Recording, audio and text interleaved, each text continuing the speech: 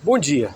Nesse vídeo nós vamos falar em três assuntos. Então vamos falar sobre a história da cidade de Paraíba do Sul, sobre o direito penal do inimigo e sobre a eleição de Rogério Marinho.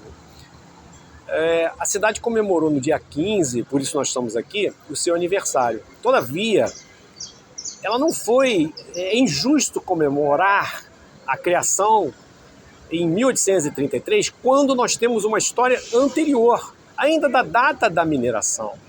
O bandeirante Garcia Paz Leme chegou aqui em 1681. Então, há uma grande relevância em lembrar que essa cidade transcende a época do Primeiro Império. Bom, nós estamos aqui em frente à Câmara dos Vereadores, que foi pintada e melhorada a sua fachada, todo o seu prédio, recentemente. Essa Câmara aqui data de 1856. Possivelmente, a sua cor original deveria ser rosa, porque rosa era uma tinta cara e os prédios de luxo, como o Museu Imperial de Petrópolis, são utilizados essa cor. Mas eu queria dar os parabéns ao vereador Diogo Jacaré, o presidente, porque eu gostei muito dessa cor aqui, assim, de camurça. Ela ficou muito melhor até do que o rosa. Então, parabéns aí pelo seu trabalho e principalmente por conservar um prédio tão importante. No que se refere ao direito penal do inimigo, o que é isso, Rômulo? A teoria do direito penal do inimigo, ainda que inserida dentro do Estado de Direito, com todos os controles dos princípios do Estado democrático, com todas as garantias, ainda assim é uma teoria de herança autoritária.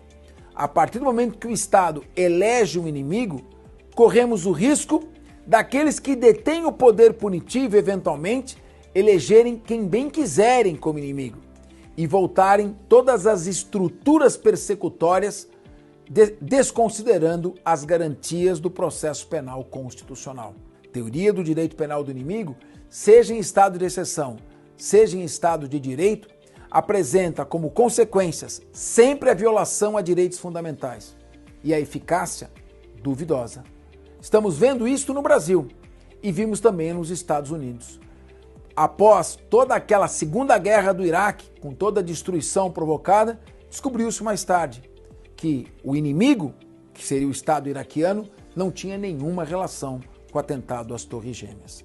Em vez de se eleger inimigos, devemos voltar à clássica definição do sistema acusatório, em que não se investigam pessoas, não se elegem inimigos para serem investigados, mas se investigam fatos. A partir dos fatos se chegam às pessoas, e não ao contrário.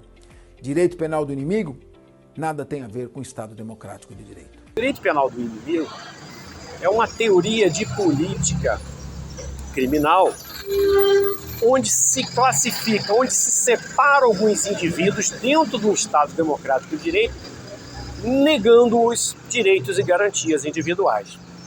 Eu tenho ouvido muitos juristas falarem, e eu também, que nós rompemos a democracia. Na verdade, não há uma ruptura total, é só para alguns indivíduos. Eu vou dar um exemplo aqui na cidade. Se acontecer um latrocínio, o que é isso? O artigo 157, parágrafo 3º do Código Penal, prevê o roubo seguido de morte. O sujeito preso 2 horas depois será autuado pela delegacia, a prisão será decretada pelo juiz aqui da comarca e vamos supor que ele, o advogado ou que seja alguém parecido com ele tem o direito de recorrer a um tribunal, que é o Tribunal de Justiça do Estado do Rio de Janeiro. Então, nós estamos com o funcionamento das instituições para todos os indivíduos, com exceção daqueles que têm uma ideologia diferente. Então, por isso que a gente tem que ter muita humildade, cada vez aprendendo mais, mas no caso concreto brasileiro, nós estamos vivendo a teoria do direito penal do inimigo. E o que se opõe a isso? É que se apure e individualize a conduta. No caso concreto que aconteceu no Parlamento, no Congresso Nacional, é preciso individualizar a conduta. Quem liderou, quem furtou, quem destruiu, não pode sofrer a mesma pena do que aqueles que participaram. Eu não estou dando aval para nenhuma conduta que não seja ilegal, mas por que eles foram julgados, estão julgados e presos pelo Supremo Tribunal Federal? Porque está sendo violado garantias individuais.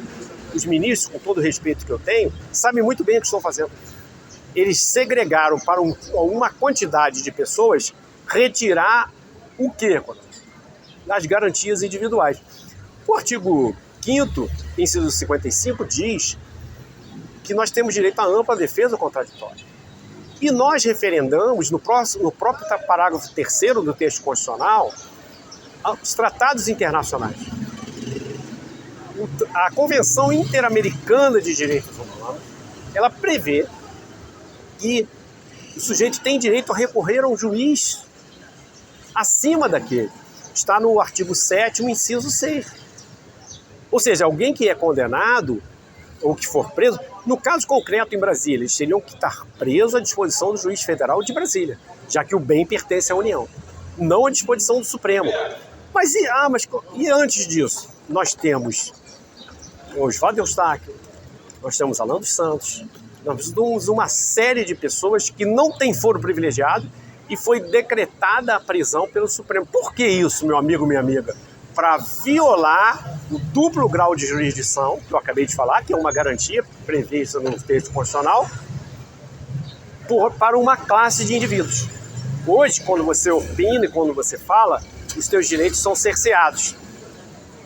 Para alguns indivíduos, a liberdade é plena. Para outros, está sendo aplicado no nosso país a teoria do direito penal do inimigo. Como sair disso? Eu só vejo uma: pressionar o seu senador em cada estado para eleger o senador Rogério Marinho como presidente do Senado.